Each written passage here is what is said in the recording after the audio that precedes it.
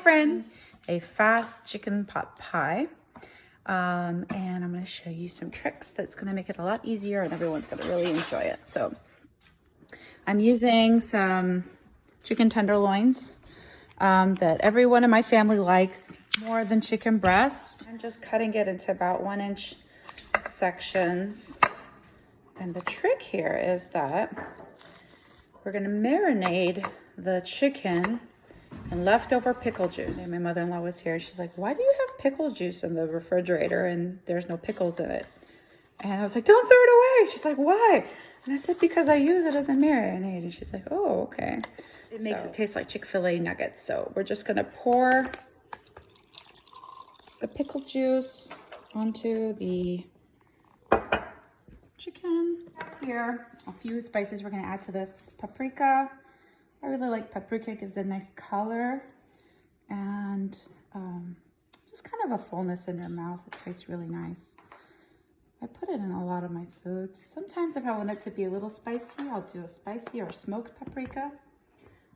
Just some black pepper,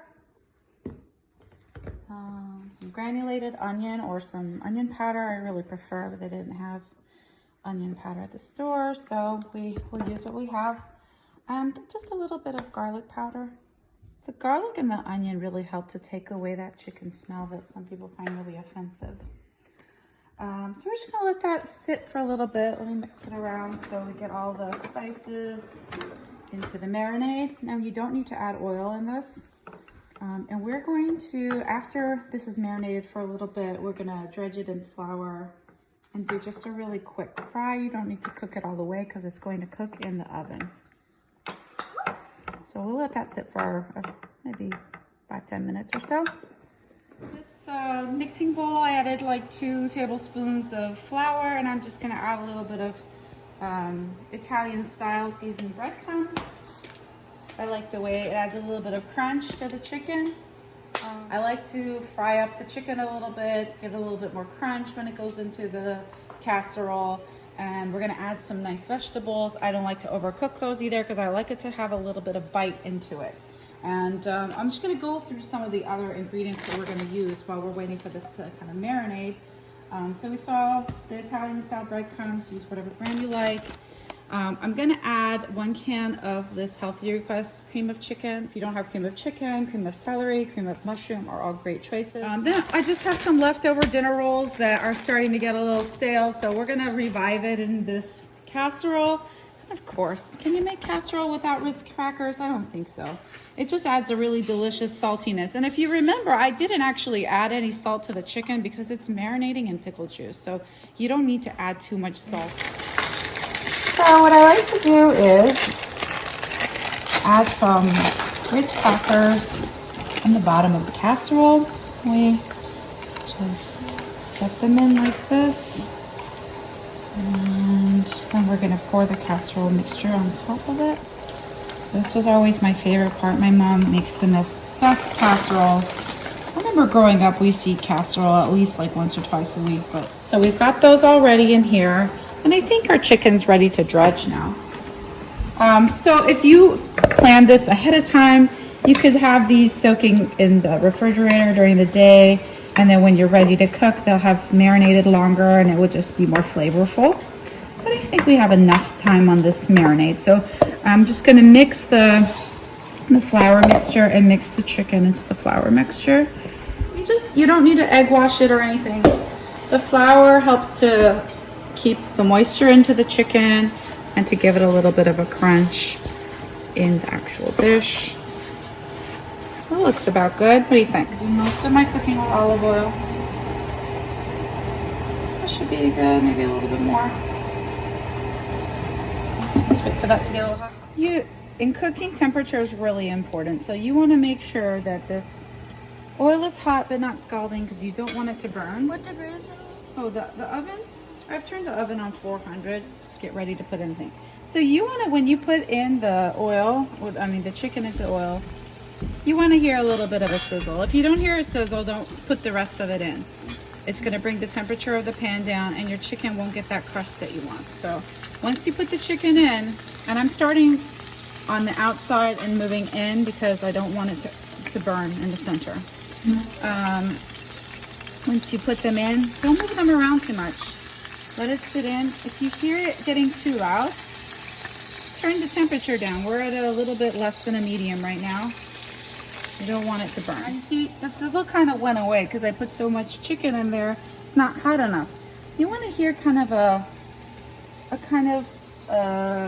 constant sizzle that's not too loud. Let's check on some of these. You see it's starting to get that nice color. Once it gets a little bit of color, you can turn it around. You want to get a nice golden color, and that paprika really gives the chicken a nice color and flavor. I didn't add very much other herb to this, although oregano is always a good favorite go-to, and I might add some of that later. Or I have some fresh parsley I'm going to add. It's going to go nice with the flavors here. So, as you all know, I love to do kitchen design, and one of the things that I thought of when designing this kitchen was kind of proximity of my different, of the different tools that I use when I'm in the kitchen. So, see, it's turned over right now. Pause there. You can hear the sizzle nice and high. Let's turn it down a little bit low. I don't want it to cook so fast. What temperature is it? It's on about a medium temperature here. So some of the things that are added in this kitchen that really makes it convenient is having the microwave really close to the oven and a lower range so the kids can use it too, so they use it all the time. And having my utensil drawer organized right behind me, so I don't have to move very far to get the things that I need. And definitely planning to have a good amount of space on both sides of your range. Sometimes that's unavoidable, but if you can have at least a minimum of 15, 18 inches on one side is the minimum that I would say, but really having a nice 30 inches on each side of your range makes working so much easier. And if you can't have that, at least have a place where you can turn around and use on the other side. So just some little tips for when you're planning your kitchen. Making sure you have enough space to get everything around. I'm just going to move these around a little bit, and I think we're looking pretty good. You see the color that we have? Oh, I love that sound. It smells good in here, no? Amazing. I think you guys are really going to like this too. It smells like Chick-fil-A in a good way. That's what I'm going for. So if you wanted to make this Chick-fil-A, basically just, if you have peanut oil, it would really taste like Chick-fil-A. I didn't have any peanut oil at home, but basically you just deep fry it in peanut oil, and that is what Chick-fil-A is. So you don't have to go to the drive-thru, and we all know now with Corona that's not as easy to do anymore. So it's fun to recreate some of the dishes that we like to. Now it's good. I'm going to turn it off and let it sit until we can get the rest of the vegetables out. Oh, that smells so good. I love it. This is a favorite mix of mine. It's just like little tiny, it's like a crowd-pleasing vegetable mix. So we got green beans, peas, corn, carrots, but really you can use whatever you like. It's not, you know, set in stone. I'm just gonna add a little bit of salt in here, just kind of go around the bowl with it. Add a little bit more onion, and garlic really brings out the flavor of vegetables, so just put a little bit of garlic powder in there. Oh, that smells so good. I'm not going to put any paprika in here because I kind of want it to be a little bit more white. We're going to open up the soup can and add the soup in here. Just cheese. This is a Mexican cheese. It's like Monterey Jack cheddar. But cheddar, Monterey, you know, you want a nice melting cheese. If you don't have that, mozzarella will always work, but cheddar is really nice in this. I don't know, the combination of cheddar and Ritz crackers, I really enjoy that. It reminds me of my childhood. So I don't need to add too much cheese. You know, I see a lot of recipes that look so delicious on Food Network and everything have a lot of cheese and a lot of fat. So we're really trying to cut down a little bit of that and make it just taste yummy. So I'm gonna mix this up a little. Oh, that looks so good. I might add a little bit of milk, make it a little bit of milk just to kind of thin it out a little and still have that nice consistency. Doesn't that look good already? And I don't even have everything in there. Okay. And what I'm gonna do is a little different, and I mean, you don't really need to have the crackers and the bread, but I really want to use this bread, so I'm gonna cut these rolls, and it's gonna kind of give it like a chicken and dumplings sort of feel, and I'm gonna add the rolls in here. I filled up the pan with the rolls that we had, and I got the vegetable mixture. I'm gonna add the chicken to the vegetable mixture. See, I didn't use that much oil really, just enough that the chicken gets a nice golden color. And there's no fat in this other than the oil that I used for, you know, frying up the chicken and whatever fat that's in the cheese. So you could use a low fat cheese if you really wanted to bring down the fat content. But so that looks pretty good, nice and mixed in.